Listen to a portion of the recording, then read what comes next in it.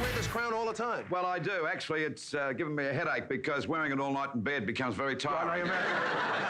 That's true. And it's that's why my wife's not here tonight, because it's cutting hell out of her face in bed, too. Is it? Yes. Yeah. Would have a tendency to do that. Must be a big thrill for you, King of Moomba, after all these years. Well, it is, Don, yes. It's a great thrill, you know, to think of all the great people that were picked before me. Oh, Mickey Mouse. Mickey Mouse. Yeah. Robert Helpman. Yeah. We had something in common. We both danced well together, you know. I see conflicting things about your size. Now, I know you're bigger than Mickey Mouse. Much bigger. Yeah, right. But every time I read another article about you, you won't believe this, we actually did do research on you. Yes. It ranges take about 3 years. That ranges from 5'3.5" to 5'6.5". I'm 5'6" and an eighth. And an eighth. And when you're 5'6" and an eighth, that eighth counts a lot, I'll tell you.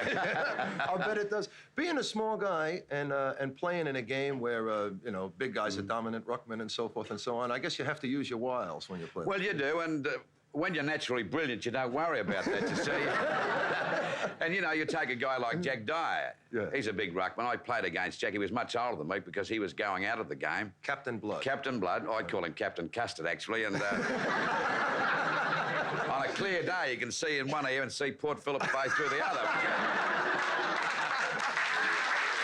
But I do love Jack Dyer. Yeah. And, of course, you know, I'm not bragging about this, but we have a wonderful show, League Teams, and, well, we rehearse as much as you guys do here for about 3.5 hours. It gets very tiring, the rehearsal part. Sure, I can imagine. You know what all the lines that go into it, and Jack's one of the great rehearsers. We have to wake him up about 16 times during the rehearsal. I saw a quote from him. He said, "You are a courageous little fellow." I'll agree with that, yes. Well, Lou the Lip, who gave you that nickname?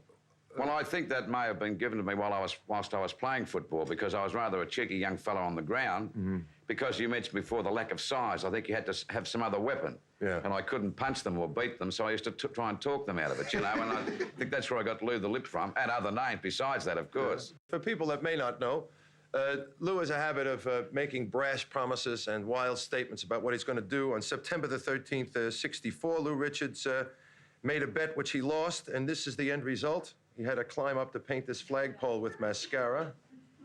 Not too frightened there, folks. Have a good look at him there. Well, actually, that was as far as I went because I was terrified, and the fellow that was with me was Barry Bretland. He went up to the flagpole, so I took the credit for it as usual. Okay, here's another one. May '69.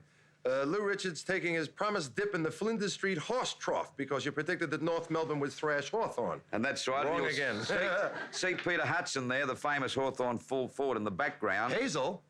Peter Hudson. Hazel Hudson. You call him Hazel? No. we send him up here. Oh, I see.